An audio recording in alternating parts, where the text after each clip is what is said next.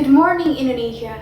You are still with me, Mirna Safira from CNN Indonesia on this Wednesday, 30 December 2020.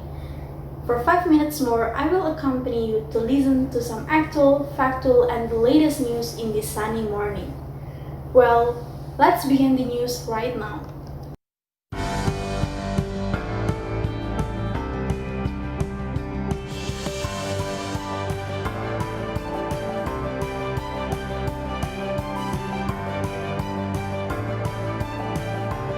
This is Asia First.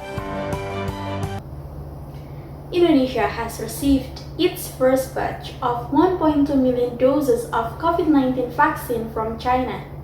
The mass vaccines will be held in stages. 1.2 million doses of China's Sinovac vaccine have arrived in Indonesia on December 6.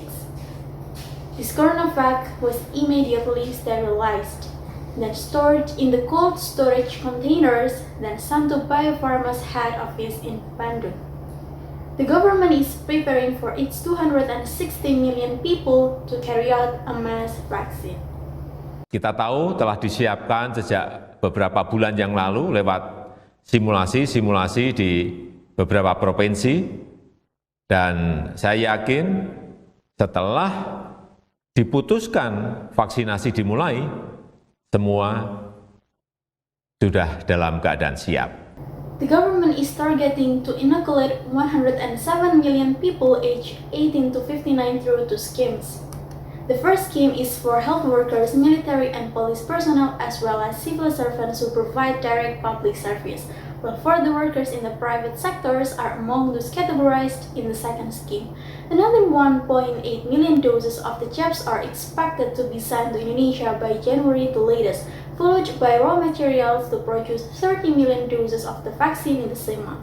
BPOM, the Food and Drug Agency, has said that the earliest the vaccine can be administered is when the clinical trial results are known by the end of January. Also, Indonesia is working with US drug maker Pfizer, British pharmaceutical firm AstraZeneca, and global vaccine program COVAX.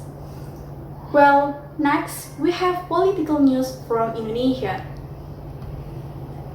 Indonesia's President Joko Widodo reshuffles his cabinet.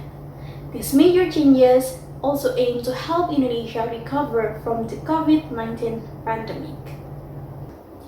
President Joko Widodo has announced 6 new members of his cabinet on Tuesday, December 22nd.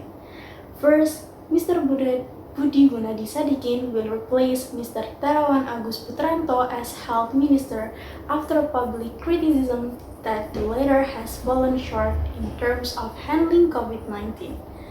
As of Tuesday, Indonesia has recorded more than 670,000 confirmed COVID-19 cases, one of the highest in Asia. Then, Mr. Muhammad Lutfi, the current Indonesian ambassador to the US, will take over as Trade Minister from Mr. Agus Suparmanto. Meanwhile, Mr. Yakut Khalil Komas will be the new Religious Affairs Minister, replacing Mr. Fakhrul Razi. And Mr. Sakti Wahyu Trenggono, the current Deputy Defense Minister, will replace Mr. Edi Prabowo as Fisheries Minister. The latter was arrested in late November for allegedly receiving at least 3.4 billion rupiah or $240,000 in a case involving the import of lobsters. The reshuffle ends months of speculation after President Jokowi told his ministers in June that he was ready to change things because some had not done enough to fight the COVID-19 pandemic. Also, Jokowi claimed that many of them were working as though things were normal. He said this had irritated him. Mr. Widodo also criticized the ministers for perceived slow government spending in the face of a global pandemic and economic crisis. While the Surabaya's mayor, Madam Tri Risma Harini, replaces Mr. Juliari Batubara as Social Affairs Minister.